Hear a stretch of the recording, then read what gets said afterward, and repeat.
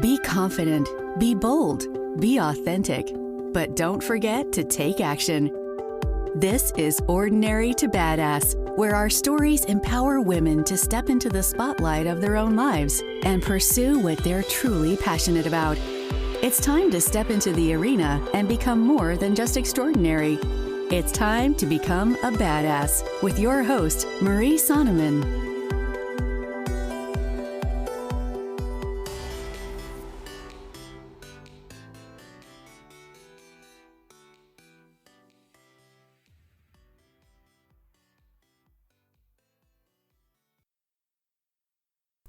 Welcome to Ordinary to Badass, episode number 157. In this episode, I'm going to present the case against dieting. Man, I am super passionate about this, so excited to be digging in because I grew up in a diet culture. I've been very much immersed in the diet culture for all of my life. It has led to yo-yo dieting and hasn't done any favors.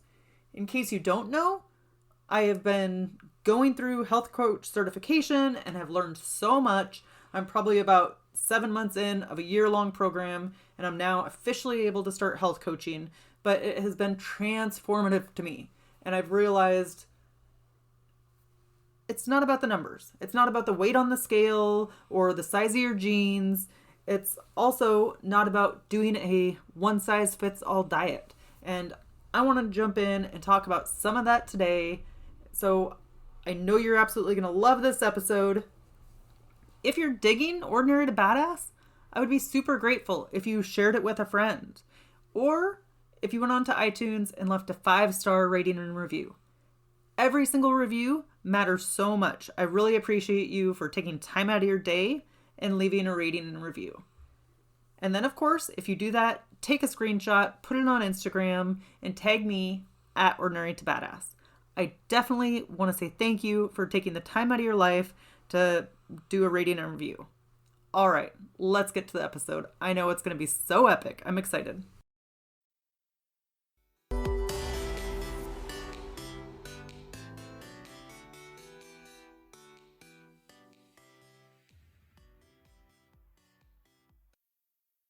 Welcome to Ordinary to Badass. Whether you're ordinary or badass, I'm so glad you're here. Today, we are going to talk about an important topic, dieting. And I'm going to make the case to you against dieting. Why maybe you should reconsider. Instead of going on a diet, there are other options, other things you can do. But the go-to, especially for many women, me included, is to do the next fad diet or whatever commercial diet seems cool.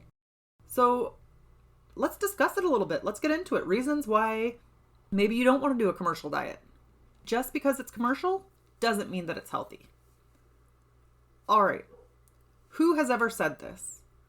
Monday, I'm going to start my diet. Then Monday rolls around and one of two things happen. One, you start your diet, even if you stop it on Tuesday. And I'm not laughing at you. I've done that a million times. Or two, you give up before you even get started. This causes you to lose trust in yourself and believe that you can't do it the next time that you try. Or the next time you tell yourself you're going to do it, you believe that you can't because you've not done it so many times before. Maybe you even tell yourself you'll start the diet again tomorrow or you'll start it next Monday, but then you don't. I used to tell myself I'd start tomorrow even when I didn't have any healthy food in the house. How crazy is that? How was I going to start when I had no healthy food in the house? I just knew I should be dieting. That was the thing that you do if you're overweight, or that's what most women do. And we're so consumed with body image and body size and what we see in the media. So I wanted to explore reasons, things that I don't think are talked about enough, but reasons why a commercial diet isn't always in your best interest. First, diets suck because they are so restrictive. When have you ever restricted yourself and felt good about it? Whether it's a diet or a budget, as soon as you say no to something, you want to binge on that very thing, even if it doesn't sound appealing in the moment. you think, what if it's gone? Or you can't have it again? What if someone else eats the last of it? Recently, I was at the store at Safeway checking out, and I saw, I think they're called Bark Thins, but they had like a new flavor, which was like pumpkin with chocolate. And I don't know if it was going to be good. I wasn't even craving chocolate. I've been going sugar-free, maybe an exception here or there, but for the past couple months, I've been going sugar-free, and it just hasn't been half as hard as I expected it to be.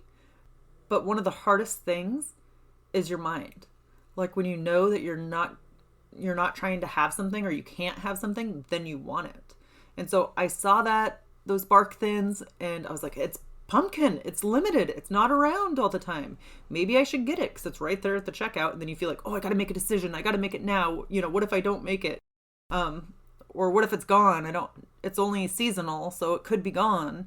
And all these thoughts run through your head. I was not even craving chocolate or anything pumpkin flavored, really. Maybe a pumpkin spice latte. That's always good. But I wasn't craving it. But just the mere thought of like the scarcity, like what if it's gone? What if I can't have it again? It's only seasonal. And then even if I brought it home with the intent of just waiting until I wanted it, I would probably just have a bad thought and break down and eat the dang chocolate, right? But the whole thing is like it's the whole scarcity thing. If you're trying not to have it, then you want it. And you want it even though you're not like craving it or it's not a thing, but it's just kind of like a scarcity thing. It's a mindset that you won't be able to have it again. So if you're anything like me, that feeling of scarcity invokes the urge to have it. Like you want it more just because you know you're not supposed to or you can't. And traditional diets typically don't let you have it. The same is true for budgeting. As soon as you can't spend money, all you want to do is spend. But being restrictive can lead to going back the other direction, creating like a yo-yo effect. According to Thin Within, sadly, dieting is often the cause of weight gain because they are depriving in nature, and they can set you up to obtain the good food and the bad food mentality. Then we feel bad about ourselves for eating certain foods. Then we take it out on ourselves by eating more of that food, and it's a vicious cycle. How many times have you done that? Had the good food and the bad food, and like then you feel bad for eating, so then you just want to eat more because you know you ate a quote unquote bad food? What is this all for? And we'll get more into like the good food, food thing a little bit later. But it's just this whole idea of depriving yourself because of some societal standard or something that's good or something that's bad. It's like, is it worth it? When you're on your deathbed, are you just going to hope that you are so restrictive and that you deprived yourself your whole life? Or are you going to wish that you indulged a little bit? Or wish that you did what your intuition said was right? What was best for you to eat? Okay. Another reason not to diet is because of the ingrained extremist opinions that our society has about food. And here's the thing, it's not your fault. It's the society that you grew up in, that we grew up in. Food is often used as a reward or a punishment for kids. As a result, we associate certain foods as a reward. When you do something good, you want a reward, and the natural reaction is food. Because that's what we're taught from an early age. Like, oh, you played a good soccer game, honey. Let's go out and get some ice cream. Oh, you're bad. You're not going to get a cupcake tonight after dinner. So it's just like, it's something that we'd say to our kids or that we heard growing up. I don't know that any of us would have been so, I was going to say intelligent, but like, I certainly wouldn't have realized the correlation. And I'm sure that I've done it at some point, but it's something to be aware of. We're just used to food as a reward or as a punishment. And we label certain types of food as good or bad food. And I know I mentioned that briefly earlier, but when you're on a diet, you can't have the quote unquote bad food. The diets label them as bad or off limits. And if you do have that bad food while you're on a diet, then you must restrict other food. This mentality doesn't do us any favors. Typically, you eat unhealthily because you feel bad. Or maybe in some situations, you just fall back into a habit. I know I've certainly done that before. Like without even thinking about it, go over and grab something and eat it. And then when it's down, I'm like, why did I even just eat it? And I can't think of any kind of like bad thought or negative feeling I had that was associated with it. And sometimes you just crave it. And maybe that's a control thing. Like you crave it, to control some emotion that you're feeling. But if you feel bad and then eat bad food, as a result, you're going to feel worse about yourself. It's a downward spiral. All right, so then something you could do is when you grab something sweet, ask yourself, why did I want that? What thought did I just think? And I know that might sound crazy. What thought did I just think? But we have these thoughts or these emotions going on. And when we feel them, then we want to eat. So when you have a negative thought, it might lead to like a negative behavior or an attempt to make yourself feel better. The only problem is it doesn't usually work. It leaves us feeling less than when we started or worse than when we started. So, I could just think oh my gosh, you're so fat. Or, oh, you did so horrible today. You really screwed things up and blah, blah, blah. And you just keep, talking about yourself, saying bad things about yourself. And so then you go to soothe yourself by giving yourself a reward with food. So go, shove some chocolate chips down your throat or something. And it just doesn't solve the emotion. And then we feel bad about ourselves for eating that bad food. So it's a trap. It's an absolute trap. Another problem with diets is that you are fighting control versus control, or control with control. Many of us overeat for a sense of control. Life gets a little bit stressful. Fine, grab a dang brownie and you'll feel like you are in control. The same is true for a diet though. You're trying to get control over your food.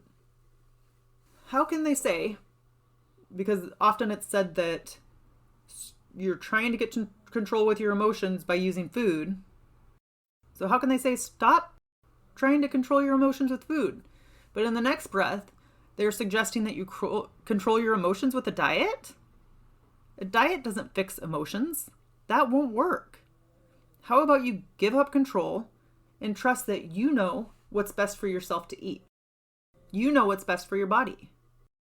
Let's throw out this whole idea that we have to control our food, that we have to control our lives for that matter. And I get stuck in this just as well as anybody else, like get stuck in thinking about the past, get stuck in thinking about the future, as opposed to just being present now. Like focusing on your food habits right now. Who cares what you did yesterday? Who cares what you'll do tomorrow? Let's just focus on today. Take it one day at a time. All right. Another reason to stop dieting is because it can lead to depression. The Goodner Center said, while most dieting ads depict people who become happier as a result of the weight loss, some research indicates that the opposite may be true, or the opposite case may be true for dieters. One study found that overweight people who successfully slimmed down were twice as likely to feel lonely, sad, and lethargic compared to those who stayed the same weight. Why is nobody talking about this? Changing your food habits doesn't fix the problem because it's not addressing the primary issue. Food is not the problem. It's just a symptom. So that leads to our next problem with diets. A diet doesn't address the primary issues. Food isn't the primary reason or the primary thing that's causing you to gain weight or to overeat. Something else is causing that problem. I learned this idea of primary food through my health coach training at the Institute of Integrative Nutrition. I'll definitely throw the link in the show notes in case you're interested in learning more about that. It's absolutely been life-changing for me. But the food you eat is secondary food. According to IAN, primary food feeds us, but it doesn't come on a plate. Primary food includes elements such as a meaningful spiritual practice, an inspiring career, regular and enjoyable physical activity, honesty, open relationships that feed your soul and your hunger for living. How is your relationship with your spouse or with your family? Are there any issues there? Anything that needs to be addressed or anything that's stressing you out? How is your religion or your spirituality? How in touch are you with yourself? What about your finances? How are those? All of these things in our life, all these different areas of our life are our primary food. They are the things that give us joy and fuel us. And if some of those areas are out of whack, then chances are your eating is going to be out of whack too. Because we eat to cope with the things that we're not dealing with in our primary food, right? So consider having that tough conversation with a family member. Consider going to a therapist if you need, or start meditating, seek some spirituality or religion if that's your thing. But kind of look at all areas of your life. Look at your finances, your spirituality, any of your beliefs or the things that are important to you. How about your health, your physical activity? Look at all those areas and see where you're falling short. And if you're falling short and you don't really care, like it's not really important to you, okay, that's fine. But if you're falling short and it's bothering you and stressing you out, it's probably something to look at, because that could be what's affecting your weight or your health or your eating. So if you're overeating, it's probably coming from another area of your life. It's just hard to address it. It's hard to address our problems or our emotions and to figure out how to deal with them. And that's why I say find a professional, right? I was going to say healthcare professional, but find a professional like a therapist or something that can help you.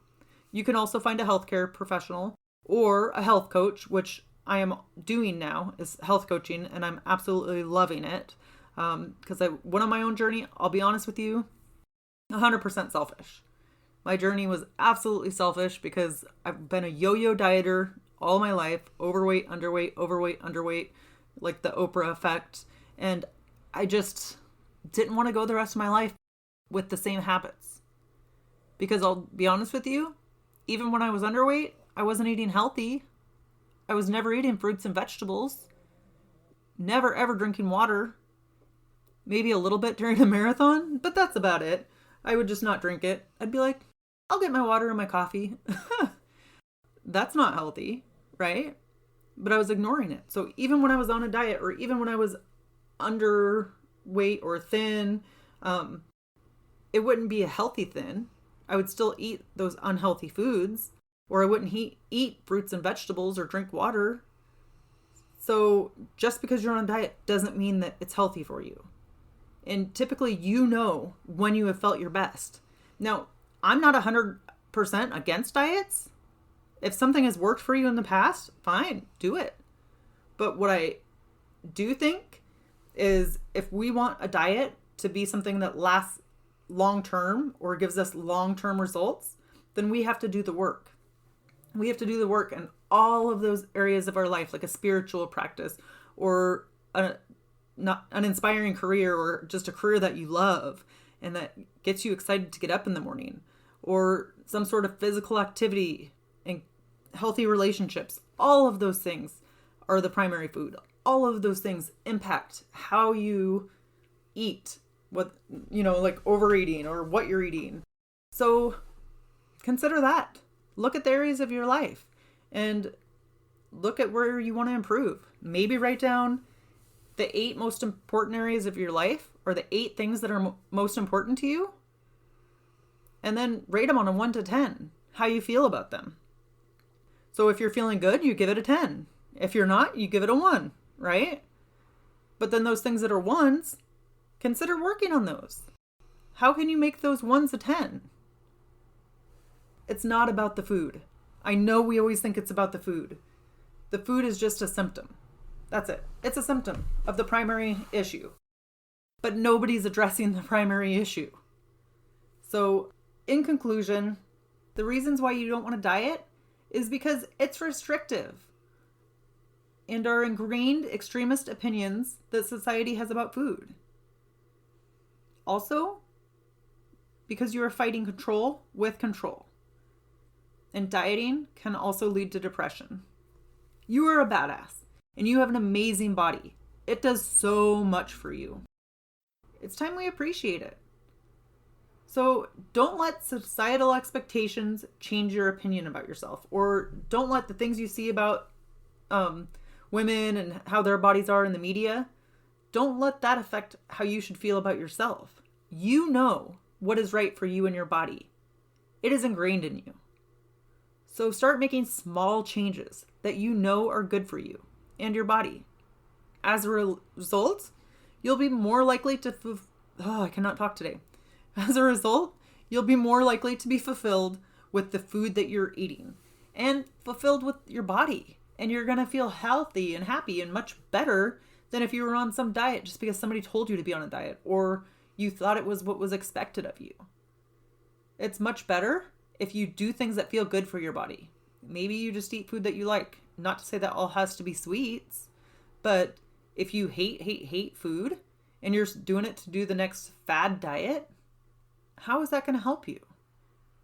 Chances are you might be able to do it, right? And accomplish your weight loss, but then you go back to gaining weight because you never really addressed the emotions or all the other areas of your life.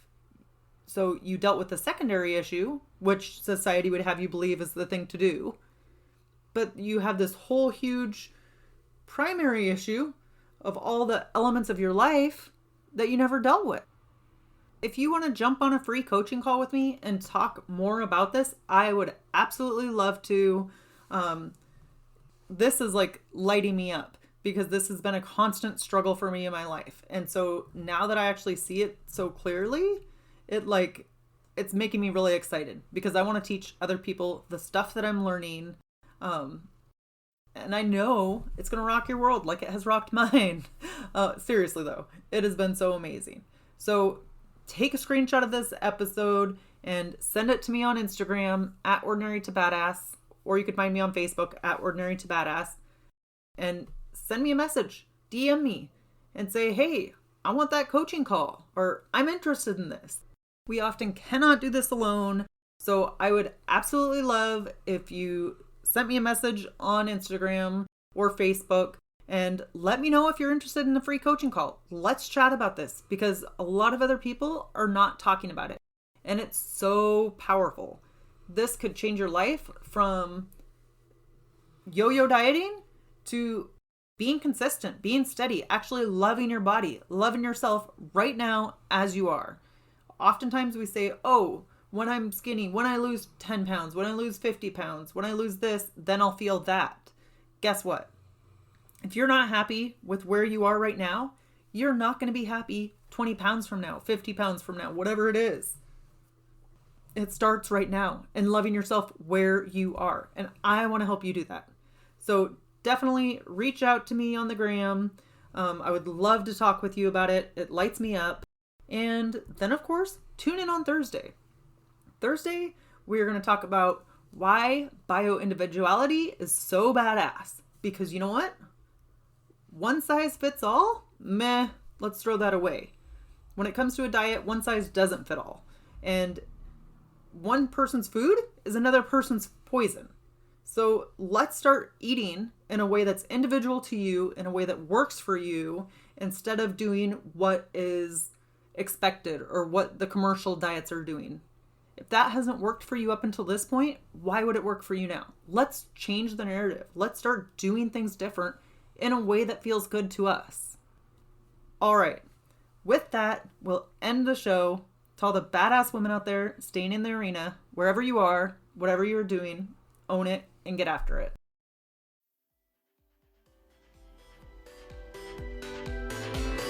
Now that you've listened to this episode of Ordinary to Badass, we want to hear from you.